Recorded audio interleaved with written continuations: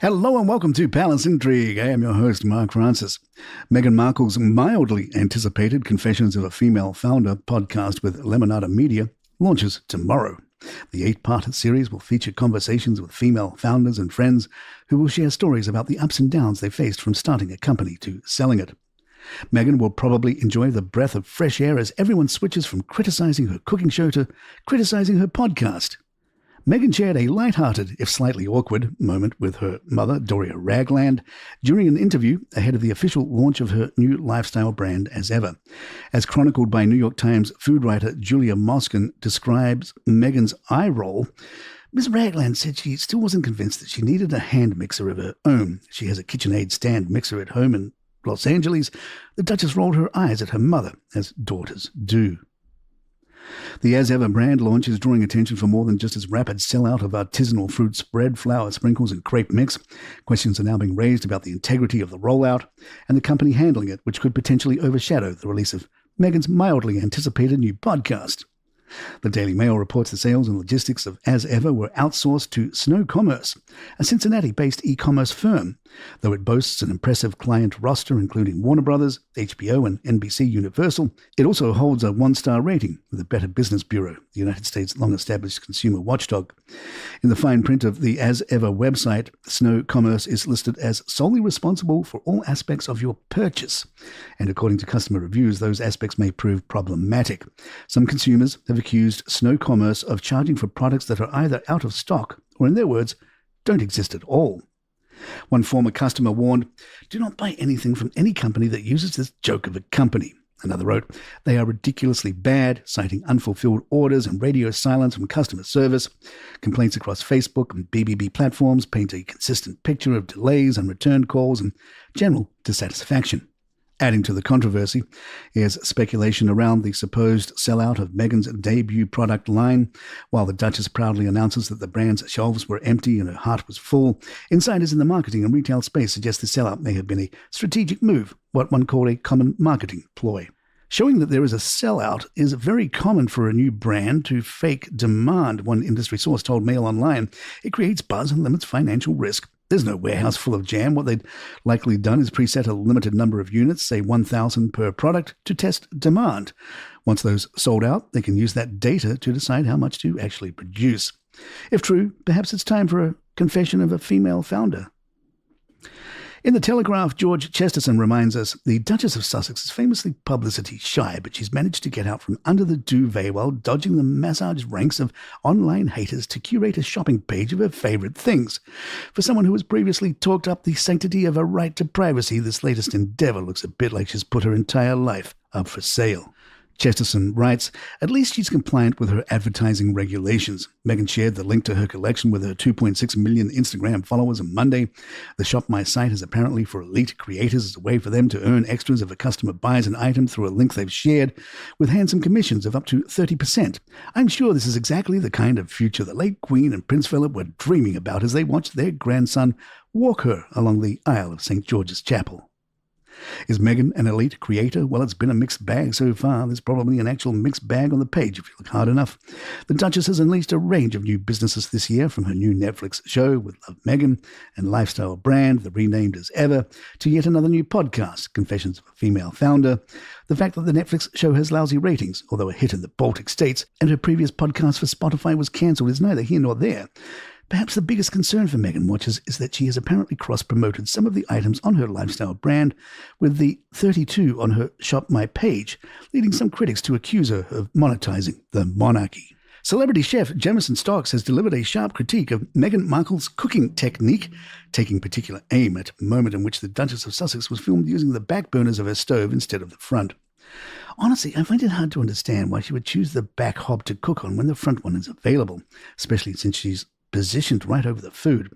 He told the Daily Express, "Being closer to the pan grants better control compared to reaching over."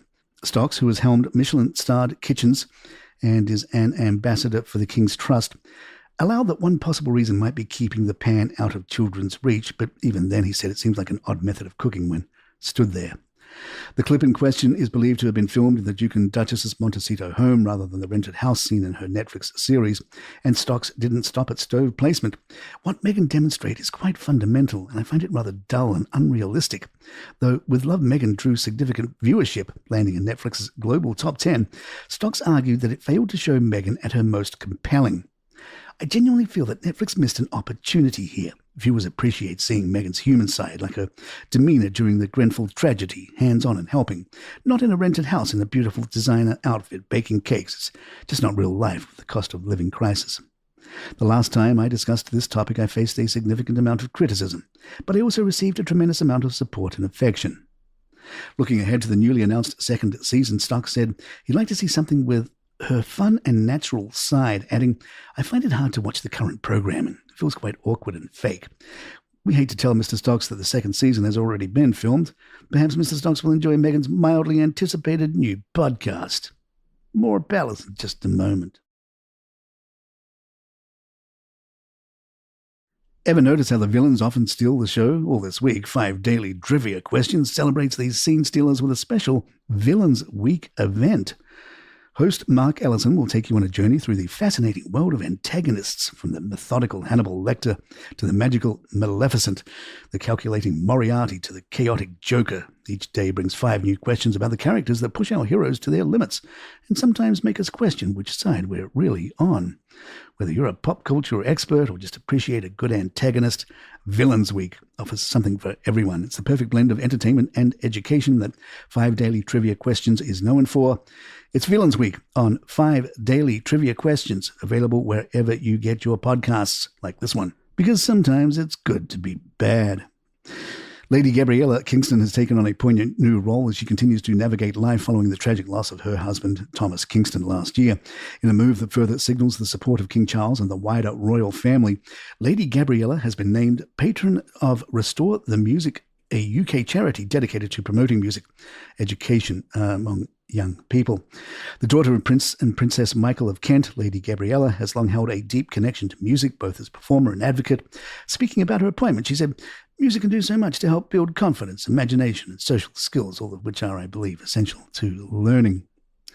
Reflecting on a recent visit to a school supported by the charity, she added, "I was dazzled by the student performances. Rachmaninoff on piano, jazz saxophone, drums, and Spanish guitar.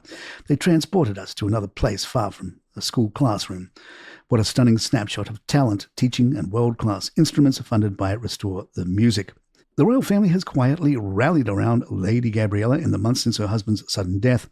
Last Christmas, she was invited by the Princess of Wales to contribute to the annual Together at Christmas Carol service at Westminster Abbey.